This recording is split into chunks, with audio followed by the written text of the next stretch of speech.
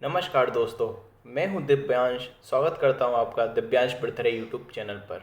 आज हम एरर का सेकंड पार्ट करते हैं और आज मैं आपको बताऊंगा कि कैसे हमारे एग्ज़ाम्स में मल्टीपल एरर्स भी आती हैं और कैसे हमें उनको सॉल्व करना चाहिए।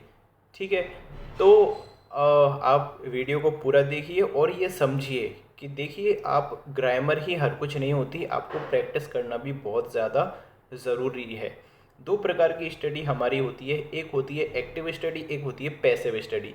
पैसिव स्टडी क्या होती है? जो हम सभी करते हैं, जो बेसिक हम पढ़ते हैं, ग्रामर पढ़ते चले जाते हैं, 6 महीने का कोर्स, 8 महीने का कोर्स, लेकिन हम कभी भी एक्टिव स्टडी नहीं करते। उस वजह से जो हमारी प्रैक्टिस का अभाव हमें होता है और हम एरर सॉल्व नहीं कर पाते। तो आज मैं आपको साथ साथ में एरर सॉल्व करवाता हूँ और उसी के साथ मैं आपको बताता हूँ कि कैसे आपको फाइंड आउट करना है।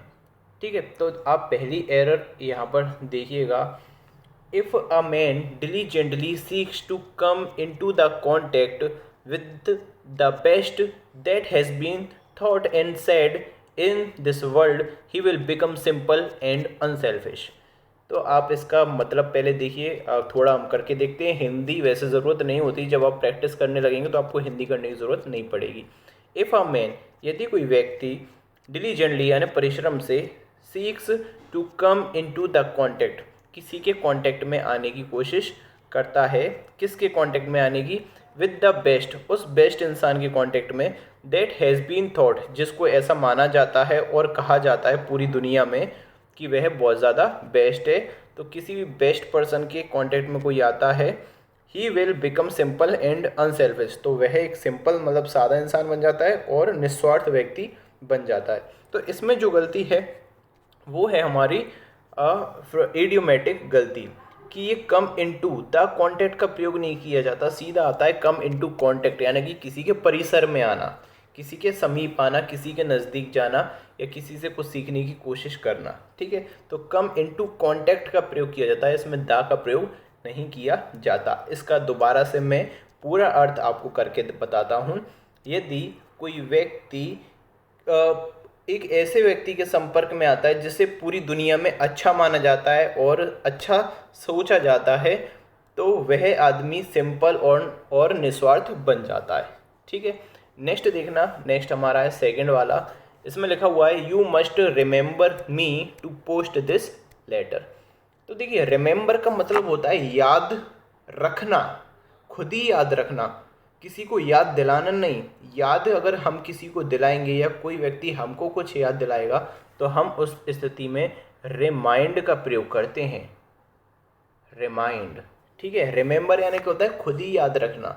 जैसे कि मान के चलो, मुझे बाज़ार जाना है कुछ खरीदने के लिए, तो उस चीज़ को मैं क्या रखूँगा? याद रखूँगा, मतलब रिमेंबर रखूँगा। लेकिन यदि मैंने मम्मी से बोला अपनी से कि मम्मी मुझे याद दिला देना, तो मम्मी मुझे रिमेंबर नहीं करवाएंगी, मम्मी मुझे रिमाइंड कराएंगी। ठीक है, तो यहाँ पर आप किसका प्रयोग करेंगे? रिमाइंड का प्रयोग करेंगे। रिमेंबर को आप इसमें से हटा देंगे, इसके स्थान पर आप यूज़ करेंगे रिमाइंड का। ठीक है, आ रहा है क्लियर समझ में? Remind to post this letter, तो कृपया मुझे तो इसका मतलब है कि तुम मुझे याद दिला देना कि मुझे ये लेटर पोस्ट करना है। ठीक है, और एक और चीज़ हम देखते हैं। देखिए, रिमाइंड के साथ यहाँ पर क्या लगाया हुआ है? रिमाइंड के साथ यहाँ पर लगाया हुआ है टू, इन्फिनेटिव का प्रयोग किया है। तो ये भी सही है, रिमाइंड के साथ आप इन्फिनेटिव का प्रयोग भी कर सकते हैं और इसके साथ आप ऑफ का भी प्रयोग कर सकते हैं। रिमाइंड समबडी ऑफ समथिंग या ऑफ डूइंग समथिंग, तो इसमें आप ऐसा भी प्रयोग कर सकते थे, you must remind me of posting this letter, ये भी सही था। तो अभी इसमें क्या करना है आपको? रिमेंबर में से रिमेंबर को हटा के आपको रिमाइंड का प्रयोग करना है। नेक्स्ट देखिएगा। नेक्स्ट जो लिखा हुआ है वो है I shall certainly write you when I shall reach New Delhi. तो आपको एक नियम पता होगा कि किसी भी सेंटेंस में 2 बार फ्यूचर टेंस का प्रयोग नहीं किया जाता। यदि कोई सेंटेंस में इफ़ या व्हेन दिया हो तो इसके साथ जो सेंटेंस कनेक्ट होगा वो होगा प्रेजेंट में, उसके बाद जो सेंटेंस जाएगा वो होगा फ्यूचर में। तो इसमें हम क्या करेंगे? इसमें आप देखिए, व्हेन से ये सेंटेंस जुड़ रहा है, ठीक है। तो यहाँ पर हम शैल को इसमें से एलोप कर देंगे, तो ये सेंटेंस बनेगा कुछ इस प्रकार से, I shall certainly write you when I reach New Delhi, ठीक है। तो ये क्लियर है। अब इसमें एक और गलती है, जैसे कि मैंने आपको बताया कि मल्टीपल एरर्स हैं इसमें कुछ जो मैं आपको करवा रहा हूँ। तो इसमें है कि राइट यू नहीं होता, राइट टू समबडी होता है, किसी इंसान को लिखना, ठीक है। तो यहाँ पर राइट टू यू का भी एक इसमें गलती है। लेकिन अब अभी आप क्या करेंगे, तो आपके पास दो ऑप्शन है, या तो आप आरटीआई लगा सकते हैं। आप आरटीआई यदि फाइल करेंगे तो आपका आंसर सही हो जाएगा। यदि बहुत सारे स्टूडेंट्स इस पर आरटीआई करते हैं कि यहाँ पर प्रीपोजिशन की भी गलती है, ये भी गलती है, मल्टीपल एरर है, तो आपको बोनस मार्क्स दिया जाएगा। तो इसलिए आपको परेशान होने की ज़रूरत नहीं है, आप मेरे साथ बने रहिए, हम सब मिलकर आरटीआई लगाएंगे। मैंने पहले भी आपसे एक वीडियो में ये बात कही थी।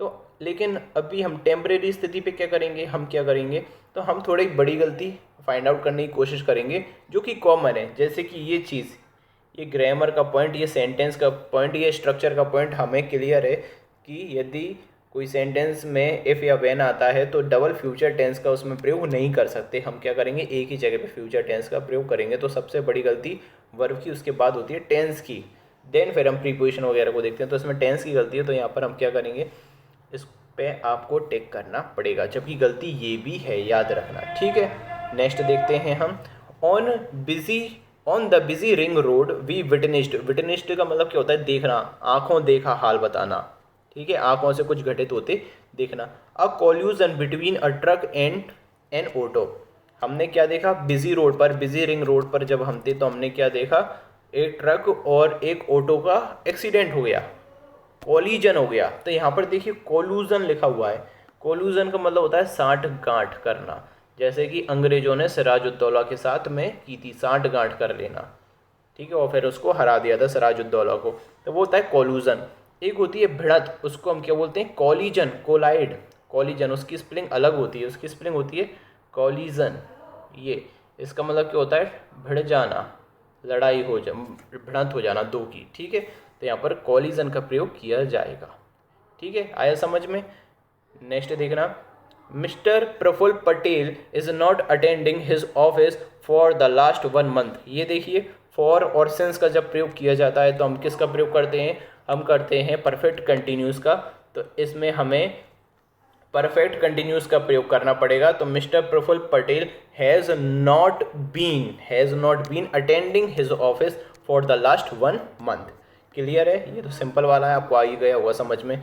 नेक्स्ट देखना, he couldn't but help shedding tears at the plight of the villagers. देखिए, प्लाइट का मतलब होता है दुखी अवस्था, दुखी दयनीय अवस्था को क्या बोलते हैं हम, plight, PLIGHT, plight of the villagers rendered homeless by a devastating cyclone. Devastating का मतलब होता है विनाशकारी, ठीक है। तो इसका एक स्ट्रक्चर है, ये देखिए, ये ईडियम होता है, कुडंट हेल्प। जैसे कि अगर मैं बोलूँ, जैसे मुझे किसी चीज़ की एक्साइटमेंट हो रही है तो मैं आपसे बोलूँगा, अरे यार मैं कहे बिना नहीं रह सकता, मुझे बताने दो। तो इसमें हम प्रयोग करते हैं, I can't help saying this, can't help saying this. यदि मैं आपसे बोलूँ कि मैं कहे बिना नहीं रह सकता था, तो मैं बोलूँगा I couldn't help saying this. तो यहाँ पर देखिए, कुडंट बट पहले लगा दिया, हेल्प बाद में कर दिया। तो यहाँ पर आपको करना पड़ेगा, पहले आएगा हेल्प, हेल्प को इधर लाएंगे और बट को बाद में हम ले जाएंगे। तो इसका ये जो बनेगा वो बनेगा, he couldn't help but shedding tears at the plight of the villager.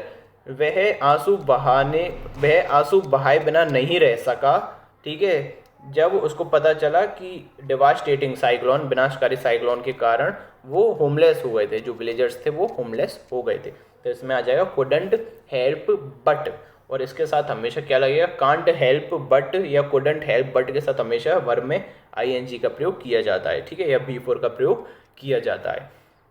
Next देखना, ये फिर से अगेन सेम क्वेश्चन आ गया हमारे सामने, he will certainly help you if you will ask him in a pleasant manner. वह आपकी ज़रूर मदद करेगा यदि आप उससे अच्छे से बात करेंगे, प्लीजेंट मैनर में उससे पूछेंगे। तो देखिए, इफ़ के साथ जो जुड़ा होता है उसके साथ हम विल का प्रयोग नहीं करेंगे। इफ़ यू आस्क हिम अकेला इसका यूज़ हो जाएगा। नेक्स्ट देखना, द ब्रांड प्रोपोजिशन यानी कि प्रस्ताव, प्रोपोजिशन यानी कि होता है प्रस्ताव। The brand proposition now therefore had to be that क्योकार्पिन एंटीसेप्टिक क्रीम, आपने हेयर ऑयल भी यूज़ किया हुआ क्योकार्पिन का, तो वही ये एंटीसेप्टिक क्रीम के बारे में बात कर रहा है, इज़ मोर इफेक्टिव। देखिए जो अभी ब्रांड का जो प्रस्ताव है, जो ब्रांड बता रहा है आजकल, वो बता रहा है कि जो क्योकार्पिन एंटीसेप्टिक क्रीम है इज़ मोर इफेक्टिव, वो बहुत ज़्यादा क्या है, इफेक्टिव है, प्रभावकारी है, because it penetrates deep down. देखो पेनेट्रेट का मतलब क्या होता है, भेद देना, भेदन कर देना। तो ये क्या करती है क्रीम, डीप डाउन, यानी कि यदि हम क्रीम को चेहरे पर लगाते हैं तो ये अंदर तक असर करती है, अंदर जाके जो डेड सेल्स होती हैं उसको मार देती है, ठीक है। बिनलाइंड एंड नॉन स्टिकी, ठीक है, बिनलाइंड एंड नॉन स्टिकी मतलब चिपचिपी नहीं होती, and works from with in, और वर्क्स फ्रॉम विद इन। देखिए आपको लग रहा होगा कि ये दो प्रीपोजिशन एक साथ कैसे आ गई। फ्रॉम विद इन का मतलब, फ्रॉम विद इन का मतलब होता है इनसाइड, अंदर से असर करना, ठीक है। फ्रॉम विद इन का मतलब क्या होता है, अंदर से असर करना। टू कीप, यहाँ पर देखना, क्योंकि देखिए ये क्या आयुर्वेदिक इंग्रेडिएंट्स होते हैं इसके अंदर। To keep skin blemish free and helps cope with cuts nicks burns and nappy rashes, और जितनी भी हमारी जो भी चीज़ें होती हैं, जो जैसे कट लग गया या कोई डेड सेल्स है, बर्न्स हो रहा है, जल गया, नेपी रैशेस हो रहे हैं, इन सबको क्योर करने में ये क्या करती है, मदद करती है। तो अब इसमें गलती का है, तो आप देखना द ब्रांड प्रोपोजिशन नाउ, अभी की बात कर रहा है, नाउ यानी क्या होता है, अभी, यानी कि वर्तमान की बात कर रहा है। अब यहाँ पर लिखा है हैड टू बी, तो यहाँ पर ये क्या है आपका गलत हो जाएगा, क्योंकि यहाँ पर बात कर रहा है नाउ और यहाँ पर कर रहा है पास्ट, तो ये कैसे लग सकता है। तो यहाँ पर आपको हैड टू बी को हटाकर आप लगा दो केवल इज, ठीक है। तो इसका मतलब हो जाएगा जो ब्रांड है, जो क्योकार्पिन का ब्रांड है, उसका दावा है कि ये क्रीम बहुत ज़्यादा इफेक्टिव है, क्योंकि ये कहाँ पर चली जाती है, स्किन के डीप डाउन में चली जाती है और अंदर जाके वर्क करती है, जिससे कि ये सब कुछ जितनी भी परेशानियाँ इससे, रिंकल्स, ब्लेमिश, ये सब, इन सभी को क्या कर देती है, ये हटा देती है, बर्न्स वगैरह को इनको ये हटा देती है। आया समझ में क्लियर। तो ऐसे आपको क्या करना है, फाइंड आउट करना है। इतना बड़ा सेंटेंस देख के परेशान होने की ज़रूरत नहीं है। वैसे भी 8वीं शिफ्ट को, सॉरी 8 फरवरी की शिफ्ट को छोड़कर कभी भी इतिहास में इतना बड़ा सेंटेंस आपके एग्जाम में नहीं आया, सीजीएल मेंस को छोड़कर। सीजीएल मेंस की तैयारी करने हो तो आपको करने ही पड़ेंगे, नो डाउट आपको करना पड़ेंगे, ठीक है। नेक्स्ट देखना, देखिए मैं नहीं चाहता मैं आपको डराऊं इतने कठिन कठिन क्वेश्चंस करवा के कि आप डरो या आप डिप्रेस हो जाओ, या सिंपल आपका काम है। देखिए आपको अभी आप टॉप कर जाएंगे, लेकिन आपको क्या करना पड़ेगा, मेहनत करना पड़ेगा, 3-4 साल आपको लगेंगे, तब जाके आप टॉप कर पाओगे किसी चीज़ को। अभी आपका टारगेट क्या है, जो आप आसानी से 80 मार्क्स या 85 मार्क्स आप इजीली ला सकते हो, इनको लाओ। लेकिन आप लोग क्या करते हो, वो 15 मार्क्स के पीछे भगते हो और ये 80 और 85 मार्क्स का आप बेड़ा गर्क कर देते हो। तो इसलिए मैं आपको समझा रहा हूँ, मेरी बात आप मानिए, ठीक है। आप अभी मेहनत कीजिए, आप 85 वाली चीज़ों के लिए 50, जो 15 की चीज़ें हैं, 15 की हैं जो, उनको आप छोड़ दीजिए अभी, ठीक है। और धीरे धीरे जब आप प्रैक्टिस हो जाओगी तो आपको प्रैक्टिस हो जाएगी तो आप इसको भी सॉल्व कर लेना, ठीक है, कोई दिक्कत वाली बात नहीं है। नेक्स्ट देखना, most of the members at the meeting felt, मतलब कि जो मेंबर्स थे मीटिंग के अंदर, जो बहुत सारे सदस्य थे, फेल्ट दैट, उन्होंने महसूस किया कि the group appointed for investigating the case, the group appointed for investigating the case, जो ग्रुप बनाया गया है किस चीज़ के लिए, केस को इन्वेस्टिगेट करने के लिए, were not competent to do the job efficiently, वह कम्पिटेंट नहीं है, उस हिसाब से वह निपुण नहीं है कि वह कार्य निपुणता से करे, उसके लिए वह सुइटेबल नहीं है। तो आप देखना यहाँ पर वही टेंस की गलती है। देखना आप यहाँ पर जो सब्जेक्ट है वो है आपका द ग्रुप। द ग्रुप मतलब क्या है, एक वचन।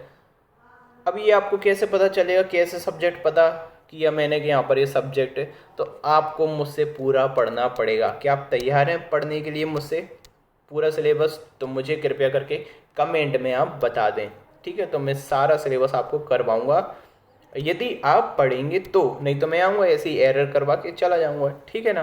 तो मुझे कमेंट में ज़रूर बताना कि आप पूरा सिलेबस पढ़ने के इच्छुक हो या नहीं। ठीक है, तो यहाँ पर देखिए द ग्रुप है जो कि क्या है, एक वचन है। वही नाउन वाला कॉन्सेप्ट आ गया, आप लोग नाउन नहीं देखते मेरा। ठीक है, एक वचन है। तो यहाँ पर देखिए जो वर्ब लगी है वो लगी है वर के लिए, मतलब कि प्लूरल के लिए। तो यहाँ पर आपको क्या करना है, वर को हटा के आपको किसका प्रयोग करना है, वॉज का प्रयोग करना है। तो ये सेंटेंस सही हो जाएगा। तो आज के लिए इतना ही। आज मैंने आपको 10 एरर करवाई हैं। यदि आप चाहते हैं कि मैं बाकी ऐसे ही इस सीरीज को भी चलने दूं तो मुझे कमेंट में बताना, और वीडियो को लाइक करना, शेयर करना और सब्सक्राइब, यदि आप पहली बार आए हो हमारे चैनल पर तो इसको सब्सक्राइब आप कर दीजिए। तब तक के लिए नमस्कार।